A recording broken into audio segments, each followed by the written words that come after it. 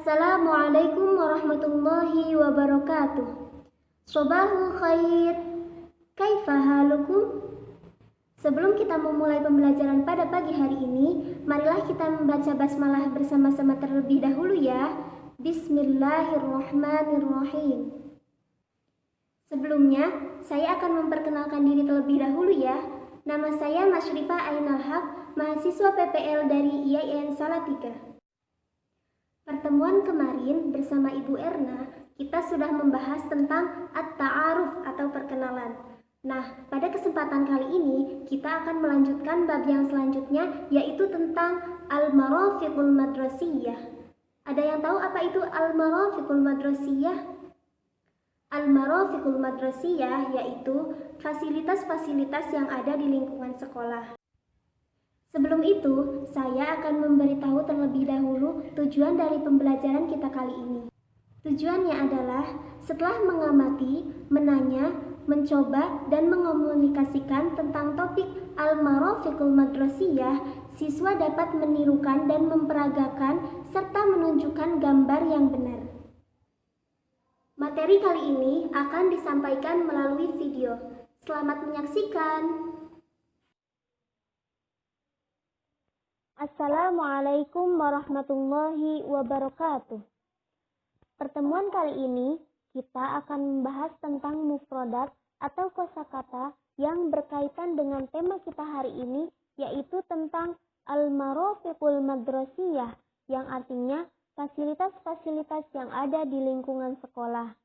Dan juga kita akan membahas sedikit tentang gramatikal atau susunan bahasa Arabnya juga ya. Nah, langsung saja. Pasti kita semua juga sudah tahu kalau al-marafiqul madrasiyah atau fasilitas-fasilitas yang ada di lingkungan sekolah itu ada banyak sekali. Contohnya, ada perpustakaan, kemudian ada aula, ada lapangan, dan lain sebagainya. Nah, tapi sebelum kita masuk ke mufradat tentang fasilitas-fasilitas yang ada di lingkungan sekolah, kita harus terlebih dahulu tahu tentang jenis-jenis madrasah. Ajnasul madrasati, jenis-jenis madrasah atau sekolah. Nah, saya akan membacakan terlebih dahulu kosakata atau mufradat dan artinya ya. Nanti coba kalian ulang-ulang di rumah dan dihafalkan. Yang pertama, madrasatun, sekolah. Hukumiyatun, negeri. Ahliyatun, swasta. Ibtidaiyatun, ibtidaiyah. Sanawiyatun, sanawiyah. Aliyatun, aliyah. Nah, langsung saja kita akan membahas tentang mufradat atau kosakata tentang fasilitas-fasilitas yang ada di sekolah atau madrasah. Nah, coba kalian lihat kolom yang ada di sebelah kanan. Yang paling atas yang berwarna kuning itu ya, ada al-kalimah dan juga al-makna. Al-kalimah itu bahasa Arabnya, sedangkan al-makna adalah arti dari bahasa Arabnya. Nah, saya akan membacakan terlebih dahulu mufradatnya ya. Idaratun, kantor. Faslun, kelas. Bilatun, lantai. Bustanun, taman. Mis'adun, elevator. Hammamun, kamar mandi. Kanzun, gudang. Mabna, gedung. Ma'hadun, ma'had. Maqsofun, kantin. Qa'atun, aula. Maktabatun, perpustakaan. Kita lanjut ya. Di sini juga ada hadiqatun, kebun. Sahatun, halaman. Saqfun, atap. Sulamun, tangga. Ma'malun, laboratorium. Makhfarun, pos satpam. Masjidun, masjid. Musolla, musola. Maidanun, lapangan. Mirhadun, toilet. Mal'abun, playground. Bobakun, sufliyun, tingkat bawah. Bobakun, ulwiyun, tingkat atas. Kita lanjut ya. Di sini juga ada kursiyun, kursi.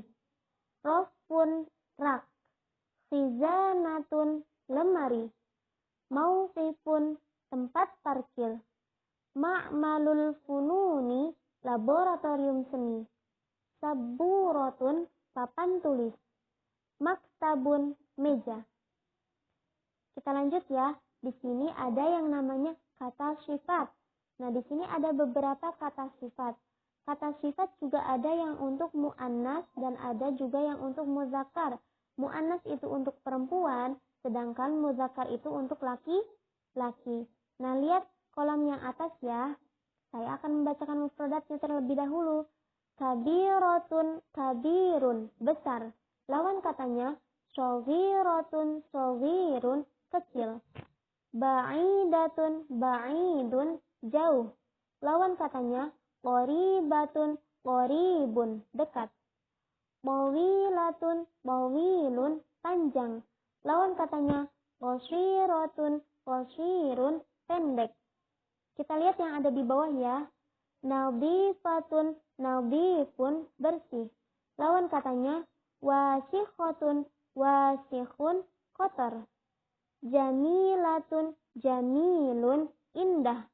Lawan katanya, qabihatun, qabihun, jelek. Nasyitatun, nasyitun, rajin. Lawan katanya, kaslanatun, kaslanun, malas. Wasi'atun, wasi'un, luas.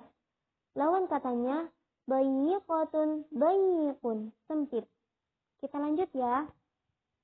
Nah, di sini kita juga akan membahas tentang atau belajar tentang mubtada dan khobar. Nah, mubtada dan khobar. Mubtada itu dalam bahasa Indonesianya adalah subjek, sedangkan khobar dalam bahasa Indonesianya adalah predikat. Nah, tapi ada beberapa hal yang harus diperhatikan. Yang pertama, jika mubtada berbentuk muzakkar atau untuk laki-laki, maka khobarnya pun harus berbentuk muzakkar. Kemudian yang kedua, jika mubtada berbentuk mu'annas atau untuk perempuan, maka khobarnya pun harus berbentuk mu'annas. Nah, kita lanjut ke contoh yang ada di sini ya. Di sini ada dua contoh. Yang pertama, al-masjidu jamilun. Al-masjidu itu sebagai mubtada atau subjek, sedangkan jamilun, jamilan itu sebagai predikat atau khobar. Kemudian yang kedua ada al-madrasatu kabiratun. Al-madrasatu itu sebagai mubtada atau subjek, sedangkan kabiratun itu sebagai predikat atau khobar. Kita lanjut ya. Nah, di sini ada contoh. Al-faslu kabirun. Coba kalian jawab, al-faslu itu sebagai mubtada apa khobar ya? Kabirun itu sebagai mubtada apa khobar ya? Nah, sudah kalian jawab, kita lihat jawaban yang sebenarnya ya. Al-faslu itu sebagai mubtada, sedangkan kabirun itu sebagai khobar. Mubtada itu subjek dan khobar itu sebagai predikat. Nah, jawaban kalian sama tidak dengan jawaban yang ada di sini? Nah, kita lanjut dulu ya. Di sini juga ada yang namanya kata keterangan tempat atau boros makan. Di sini ada beberapa kata keterangan tempat. Nah, untuk mempermudah kita memahami apa saja kata keterangan tempat, saya akan menyajikan materi ini dengan menggunakan satu lagu. Nah, satu lagu ini mungkin tidak asing lagi di telinga kalian. Coba kalian dengarkan dengan sesama terlebih dahulu ya. Amama di depan, waro'a di belakang. Baina di tengah, dijiwari di samping. Foko'ala di atas, tahta itu di bawah. Hunaka di sini dan di sana. Nah, nanti di rumah kalian bisa coba ulang-ulang ya, supaya kalian bisa hafal keterangan tempat atau kata keterangan tempat. Kita lanjut terlebih dahulu ya. Di sini ada contoh penggunaan boros makan atau keterangan tempat. Contohnya ada al-masjidu amamal fasli. Yang mana keterangan tempatnya? atau dorof makannya. Tadi kan kita sudah belajar melalui lagu ya. Nah, di sana ada amama, waro'a, baina, dan lain sebagainya. Nah, kalau di dalam kalimat ini mana ya keterangan tempatnya? Keterangan tempatnya yaitu ada amama. Berarti al-masjidu amamal fasli. Masjid itu di depan kelas. Nah, kita lanjut ya. Di sini juga ada yang namanya isim isyarah atau kata petunjuk. Nah, kata petunjuk juga ada yang untuk jarak dekat dan ada juga untuk yang jarak jauh. Ada juga yang untuk muzakkar dan ada juga yang untuk muannas. Nah, perlu diingat muzakkar itu untuk laki-laki sedangkan muannas itu untuk perempuan. Nah, untuk laki-laki ada haza. Haza artinya ini. Ininya untuk laki-laki. Dan juga ada zalika. Artinya itu. Itunya untuk laki-laki. Dan untuk mu'annas atau perempuan ada hadhihi. Hadhihi itu ini untuk perempuan. Juga ada tilka. Tilka itu untuk itu perempuan. Nah, coba dilihat contoh yang di bawahnya ya. Di sana ada haza azam. Azam itu nama laki-laki. Berarti kalau laki-laki memakainya haza. Kemudian zalika bolibun. Nah, zalika itu untuk laki-laki. Polibun adalah siswa laki-laki. Jadi disesuaikan ya. Kemudian yang di pinggirnya hadhihi hilyah. Nah, hadhihi itu ini. Ininya untuk perempuan. Hilyah itu nama orang ya. Nah, nama seorang perempuan. Jadi hadhihi hilyah. Ini hilyah. Kemudian contoh yang keduanya tilka.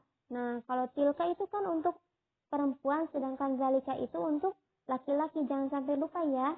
Tilka bolibatun.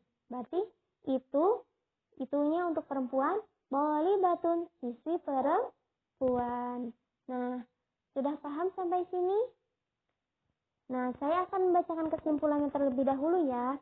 Kesimpulan materi pada hari ini yaitu yang pertama. Mubtada dan khobar harus sesuai. Jika mubtadanya mu'annas, maka khobarnya pun harus mu'annas dan sebaliknya. Yang kedua, kata keterangan tempat. Kata keterangan tempat, kita sudah mengetahui kata keterangan tempat melalui sebuah nyanyian. Nah, kalian bisa ulangi berulang-ulang di rumah ya nyanyian tersebut supaya kalian bisa hafal. Kemudian isim isyarah atau kata petunjuk. Kata petunjuk itu ada untuk muzakkar dan juga mu'annas. Muzakkar itu untuk laki-laki, sedangkan mu'annas itu untuk perempuan. Ada haza, hazihi, zalika, dan tilka. Dan yang terakhir, untuk kosakata atau mufradatnya, coba kalian ulang-ulang di rumah dan dihafalkan ya. Kita lanjut. Nah, untuk mengetahui sejauh mana pemahaman kalian tentang materi kali ini, coba kalian isi latihan soal yang akan saya kirim setelah video ini ya. Sebelumnya bisa kalian print terlebih dahulu untuk soalnya, kemudian tulis jawabannya dan difoto. Setelah difoto, bisa dikirim ke WA saya. Nah, kalau misalkan tidak memungkinkan untuk di-print, bisa kalian tulis jawabannya di buku tugas yang bersampul biru ya. Nanti di sana ditulis bahasa Arabnya dan juga artinya. Nah, cukup sekian pembelajaran kita pada hari ini. Mudah-mudahan dapat memberikan manfaat. Sampai bertemu lagi di pertemuan selanjutnya dengan materi masih seputar tema Al-Marafiqul Madrasiyah, akan tetapi tentang hiwar. Nah, juga satu lagi pesan saya, jangan lupa jaga kesehatan karena menjaga kesehatan itu sangat penting, apalagi sekarang lagi di masa pandemi. Nah, itu sangat penting ya. Mungkin cukup sekian. Syukran katsiran. Ilal liqa. Wassalamualaikum warahmatullahi wabarakatuh.